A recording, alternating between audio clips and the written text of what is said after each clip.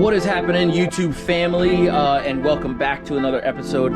I'm still in the same gear. Obviously, if you watched the last video, you already know what it is. The vibes are very high. I'm trying to get some stuff done. Unfortunately, I'm not gonna say where I stand still, but where I stand still for right now. So when I say right now, I mean like I went to the store, tried to grab myself a timing belt and most of the gaskets. So intake manifold gasket, exhaust manifold gasket, and nobody has one in stock. It's a local thing. I don't know exactly like why nobody ever has anything in stock for Evos, but maybe just because it's an Evo, I have no idea. But it's not really going to stop me from moving forward on some of the stuff that I really want to do. It's just going to give me a headache on some of the stuff because I want to try to make sure that I get some of this stuff taken care of. So I still have to take apart the still have to take this off. This is the power steering belt, or the power steering pump bracket. So if you guys don't know, I'll give you a little information. The stock Evo 8 and Evo 9 bracket look like this. It is very nice, and it's aluminum. So the piece that comes on the Airtrek motor is cast iron, and it is a weird shaped, funny looking thing. And it just doesn't fit like the stock fuel, the stock power steering pump that comes on the Evos. So you have to change it out to that aluminum one. So they are extremely hard to find. Thankfully, I do keep stock. Well, I'm not gonna say stockpiles, but I have two of them, or had two of them.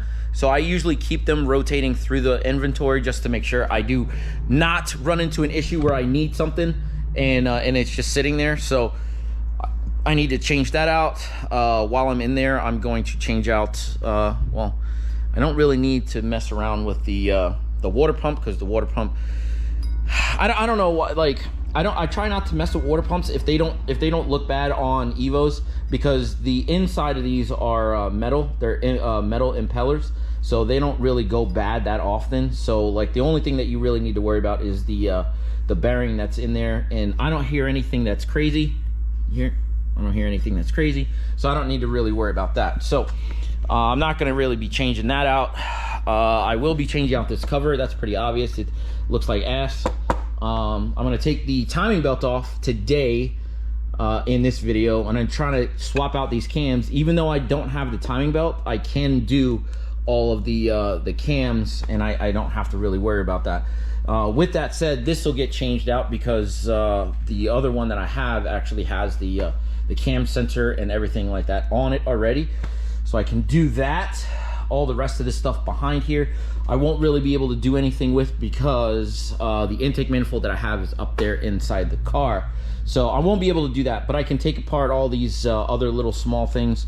I can put a bolt in here just because this had a bracket for all those you know, lines or whatever that came up from the intake manifold to the turbo. So all the boost lines that came up, so that's why there's no bolt there. So I'll put a bolt back in there, and then I could start. Yeah, I can put this to the side and you know, pretty much take the timing belt off, not have to worry about it, because I really don't want to really reuse the timing belt that's on there. You know, while I'm in here, I might as well just do it. So, and then I won't have any issues. I'm gonna drop the oil, make sure that there's nothing crazy in the oil, so I'm not gonna be wasting my time, which I don't think that there's gonna be anything crazy, but I just want to make sure that there's gonna be nothing in there that's gonna be a nightmare to deal with. I'm gonna put all my metal parts and stuff like that, because I like when I ended the video, and I'm you know, a couple hours ago, I literally just like ran out of here, and it was really freaking hot in here. Now it's like starting to cool off. It's still 80 some odd degrees, 82 outside. It is, let me see, what is it in here? It is 77 in here. So a big difference. And trust me when I tell you, I can definitely feel the difference. And it feels good. It feels really good. So yeah, I'm just gonna roll right into it. I'm going to start pulling this intake, or the valve cover off. Make sure I get all that stuff off. Pull off the, like I said, I'm gonna pull all this stuff off the side over here of the engine, so I can get this timing cover off. You know, hopefully this bottom timing cover. That's another problem I'm gonna have. I'm gonna have to figure out like this timing cover lines up with this, with the power steering pump bracket over there. I think that it's a little off with the aluminum one, so I have to figure all that stuff out. I sometimes I really don't use that, but anyway, it's really neither here nor there. I'm gonna take this whole side apart, get the valve cover off, get the those cams into this motor, and then I'm gonna make sure that I get it in time, making sure that I'm ready to go whenever I do get the time to go, which is gonna be next week. So it is what it is. So enough talking, let's get to working.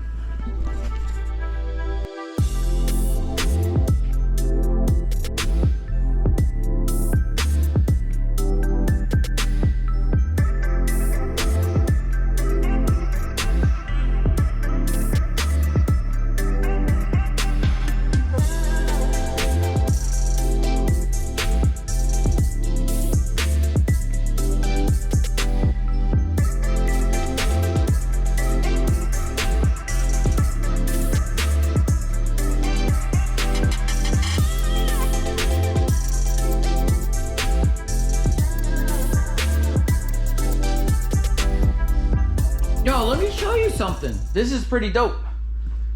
So whoever had this car, I don't think these are stock, but these are NGKs, and there's 6 BPR 6E1XP. What, I don't know, like the exact one. I mean, well, that is the exact one, but these are iridium spark plugs, like out of a 2000, I don't know, probably 2 or 3 car or whatever engine, and they look like they're in pretty decent shape, to be honest. I mean, I'm not gonna reuse them, but they actually look pretty good.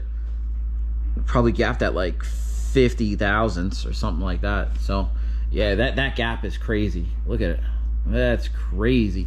So anyway, so far so good. I'm gonna have to take and make sure that the timing belt, honestly, like I don't really need to keep this in time, to be honest with you.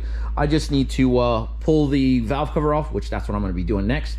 Pull the valve cover off, pull these cams out, and then I can replace them with the cams that I do have, and then I could time it and make sure I could put everything together like that. But it's looking really good. One of the things that I noticed too, one thing that you'll have to notice, is that this is the crank angle sensor here. Now, the crank angle sensor on these cars, on this engine, the line is way too short. So you're gonna have to get an OEM one and or an aftermarket one for an Evo 8, because the Evo 8 one is about another, I don't know, probably 7-8 inches or so, maybe even longer than that, probably 10 inches, and it goes to the back of the valve cover back here, and that's where it bolts up. So while I'm in here, I'm gonna replace that, because I do have one sitting either over here or in my pile of stuff over here. I have it somewhere, and then I could reroute that and make sure that's all good, because all this stuff is obviously not gonna be holding on to this. So yeah, we're just gonna keep it rocking, and let's go.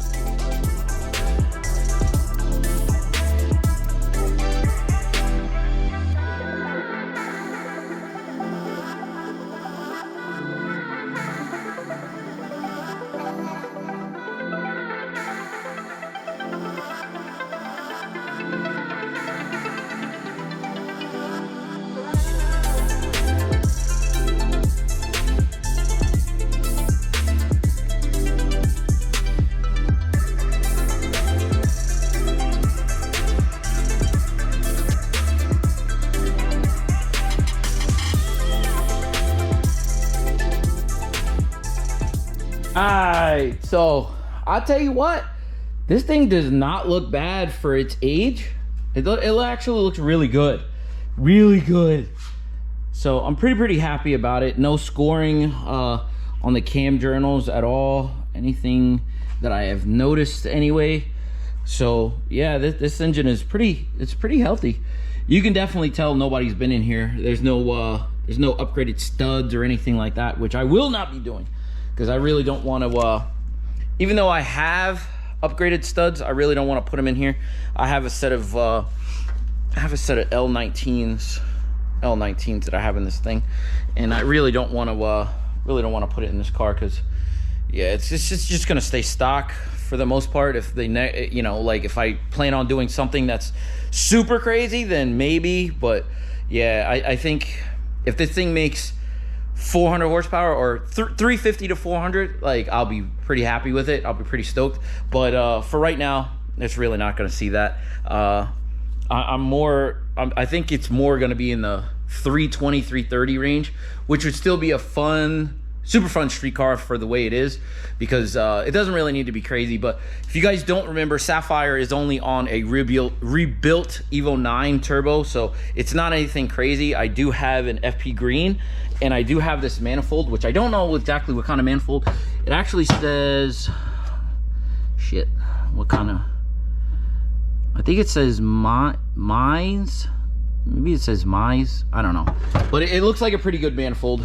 And when I actually, the plan was to put the green in this car, because I had a green, and the plan was to put it in this car. But since I have this car now, the 5, everything that was gonna go in this car is probably gonna go in this car whenever I'm ready, because I'm really not ready. It's the FP green is literally just sitting in my garage in the box that it came in, and this manifold is just sitting right here. So it'll probably be that manifold with the FP green, and call it a day. But right now it is a nice daily, well, not even daily, it's a really nice car, so I'm not really trying to mess around with it if I don't have to. So but yeah, let me grab these, whatever cams they are. I'll try to figure out what kind of cams they are, and then we can just put those bad boys into this heart of this beast, and we can button everything. Well, most of the things we can button, most of these things up, because obviously I can't really do anything because the timing belt is not here, so can't really do anything about that. When I get the timing belt, then we can put it all back together. But for right now, I can put the cams in and we can do that, you know what I mean? So give me 1 minute, I'll be right back. All right, my YouTube family, it is back time. I did a little bit of cleaning up while I was off camera here. Made sure that these parts look good and will be good. But I got a little surprise for you. Look at that. We got a set of GSC S2 cams. S2s. So that's really good. I didn't know that they were gonna be that good. So I will tell you this. In the blue car right now, Sapphire has my old cams from out of this car. So I have comp 280s in there right now. That was in the built motor before I had any of the issues I thought was the built motor, but I don't really have a problem with the built motor. It's so weird. I will have it checked out though. But I said I have a set of comp 280s in there. Now these are GSC S2s that are going in this car, or in this motor, and I have a set of Kelford 272s in this car. So yeah, that's nice. That's really nice, and should be pretty simple. I will use some a dab of assembly lube. I will use that, and then I will use some not Honda Bond, it's Nissan stuff. So I use this all over my Nissan, and it's been working really good.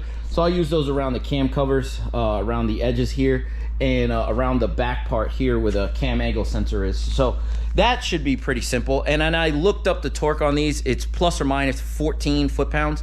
So it shouldn't be that bad to actually do. So now I just need to make sure that the crank is set to top dead center, which I will do in a second or two. Make sure everything is lined up, and then I could actually put this thing back together. So let's go.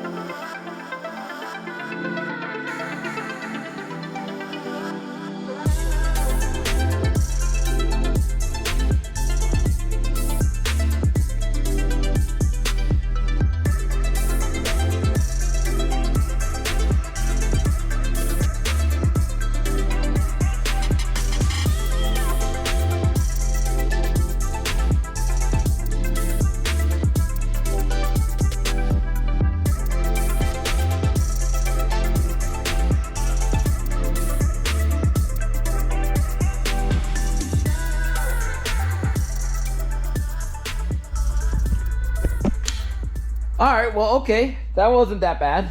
And I'll tell you one thing. I love working on these Mitsubishis, man, because because they make special, well, I guess they make special tools for every car, but this one is special because I've had this little piece here. This is the cam lock that I've gotten from Extreme PSI. So shout out the big Extreme PSI.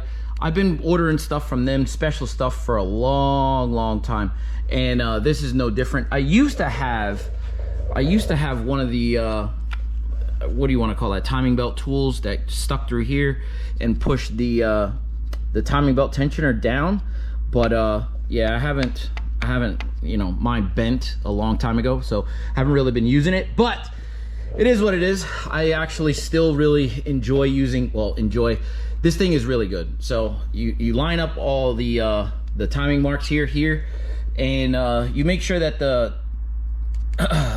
crankshaft is off a tooth or two, and then you could line these up and then line this up afterwards, and you should be good. So that's why I had to put the timing, you know, the cover on here. But yeah, I don't know exactly yeah, what I'm gonna do next here. Like I had high hopes, like I said before, to actually get some stuff done. So if you look at this timing belt is just, it's just crap. I'm not gonna say it's got any really big issues, but I don't want to change it. I just want to change it because I don't know how long it's been there, so want to make sure of that. And now that I'm in here, I haven't had a balance shaft belt in such a long time, but I really don't want to take everything apart to actually do them, or delete. So I would have to take this out and then take this off to actually delete these, and I really just don't feel like doing that. So I'm just going to replace this belt as well as the timing belt while I'm in here, make sure that that's good.